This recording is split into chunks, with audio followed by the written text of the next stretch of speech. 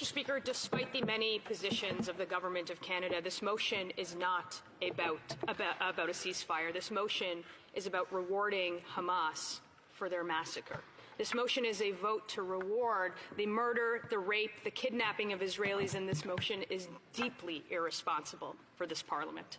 And it's hard to explain and express the complex feelings of shock and fear and anger felt by thousands across the country who are being subjected to this motion today. It would have been enough if they were shocked by the public displays of blatant anti-Semitism in our streets, driven entirely by the irresponsible rhetoric in this House. It would have been enough if they were fearful for what lies ahead in Canada. It would have been enough if they were only angry and betrayed by this government's duplicitous attempt to be all things to all people, like we just heard. But today, the blind sellout to the forces of evil at home and abroad is what should be a wake-up call like no other to every freedom-loving Canadian who has built any piece of this country and who enjoys everything that those before us had built for us.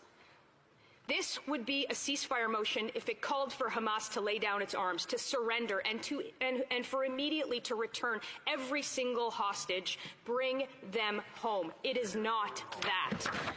In the face of some of the world's most vile anti-Semitism and in the wake of the deadliest day for the Jews since the Holocaust, this government and this Prime Minister, held captive by its NDP overlords, are giving in to terror.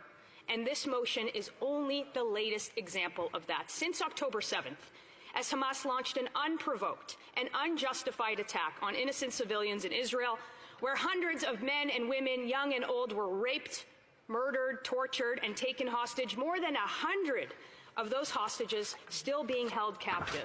This motion is not only an abandonment of the ongoing fight to bring those hostages home, it is an abandonment of our ally in Israel, and more than that, it is a blind giveaway to Hamas terrorists and those who seek to undermine democracy, freedom, the rule of law in the Middle East and in the Western world. It is an insult to everyone who lost a family member in the attack, to anyone who witnesses a nation, an ally, paralyzed by the forces so barbaric, so evil, that discussing this motion today flies in the face of civilization and the future of a Palestinian people free of Hamas.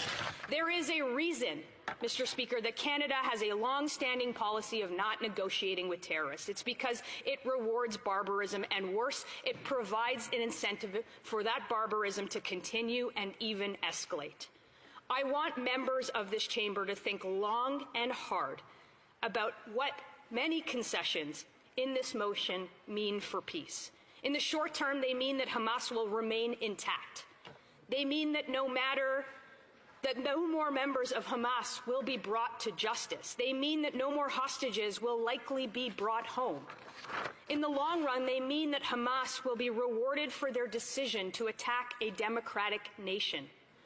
It means that our lost decade of foreign policy in this country will be culminated by a recognition of a state ruled by terror, instead of what was a long-established consensus of Canadian foreign policy by Liberal governments before this one, that states that it should be a negotiated solution among parties. And the Government of Canada supports parties who want to see a future of two states living side by side in peace and security in a negotiated settlement. It is shocking and it is shameful that elected representatives here in this place would support such a dead giveaway to a group literally defined as terrorists by Canadian law. Imagine a future for the Palestinian people free of Hamas. We don't have to imagine it. We see it in the success of peaceful Gulf states whose raison d'etre is not the annihilation of the other or a perverse nihilism of their own people. But we shouldn't be surprised, however, after 8 years of this Prime Minister and his Liberal government, our nation has abandoned almost every principle that we used to be known for on the world stage. It is this government that called the Taliban our brothers and sisters, that frolicked with African dictators to try and buy a seat on the UN Security Council, that fails the basic task of listing the IRGC as the terrorists and banning them from this country, who are known backers of these atrocities and who intimidate our own citizens as sport, and now taking the side of a literal terrorist organization best known for killing babies in ovens and starving their own citizens in Gaza for more than a generation. Yes, peace is needed in the Middle East. And yes, we all want to see an end to violence, and we all want to see aid reach those who are absolutely in need of it. And yes, we want to find a long-term solution that helps both innocent Israelis and innocent Palestinians live in peace and security. And yes, Hamas is responsible for all of the carnage that sets these goals back. But there is a way to do it in sacrificing our principles, without sacrificing our principles, I should say, and there's a way to do it that is not a dead giveaway to a murderous, barbaric, inhumane terrorist group. This motion is not that way. It advances the same kind of foreign policy that sees our foreign minister and the member of parliament from York Centre caressing the hand of a dictator in the 19th year of his 4-year term, a terrorist who denies the Holocaust, who denies October 7th, and who set up the Martyrs Fund that rewards families of terrorists who killed Jews, including, in some cases, family members in that member's riding. There is no other words than shameful for that, and today she will have a free vote on this motion, and we will all be watching. And if she puts her community first, we'll see if she puts her community first or if she's just a sellout to the Prime Minister and the radical mob once again. As this is not about foreign policy, but the heartless ploy to placate the domestic audience by a government that has lost its way. I'm not afraid for my community to see the tragic support of a deeply illiberal government stand against them, but I am afraid for our country and for our reputation abroad, and most of all for the values that this country is formed upon, the values of order, of democracy, of justice, of freedom, and the precedent that is being set here today with this motion.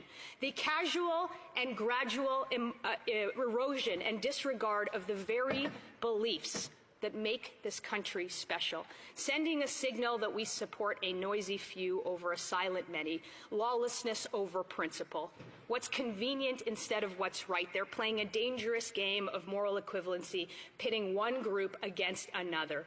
They misrepresent the truth about support for funding for organizations like UNRWA, in fact, for the organization UNRWA. They promised a month ago, this government promised a month ago that they would cut off the flow of taxpayer dollars to an agency whose members actively participated in October 7th. Rewarding rapists is what they are doing. It's yet another empty and broken pledge made in a blatantly transactional manner for domestic politics, one that never saw the funding stop. They advanced payments instead, and they upped the amount. These payments are not going to bankrupt our country, not in a fiscal sense, but in a moral sense. The price of abandoning our values, our allies, and reason. That is the true cost of these payments. That is the true cost of this Prime Minister's moral indifference. And that is the true cost of this motion. It is not too late, Mr. Speaker. We can begin by voting this down. We can begin by voting down this Hamas giveaway. We can continue by voting out this immoral, immature, liberal government. And we can finish by instilling in place a principled, common-sense, conservative government that will never support this motion. Not now and not ever. Hamas is watching this House. Our allies are watching this House. Canadians are watching this House. And to our allies and to all Canadians, you will see that there are members on this side that stand in your fight for democracy, that stand in your fight for the West, and that stand in your fight for justice. I will leave you with these words.